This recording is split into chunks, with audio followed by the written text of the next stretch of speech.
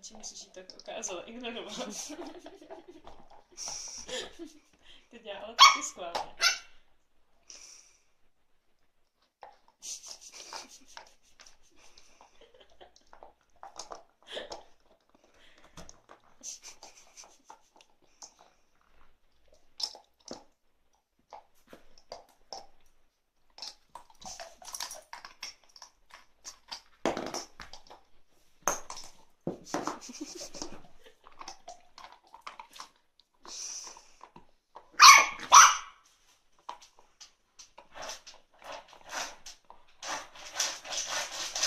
Stačí.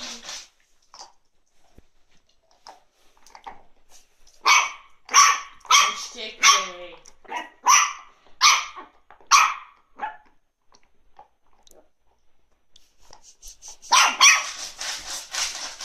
Stačí. Tak už jsme potkali tady pána, co má toho druhýho půla. Je to dobrý, budu se bojí.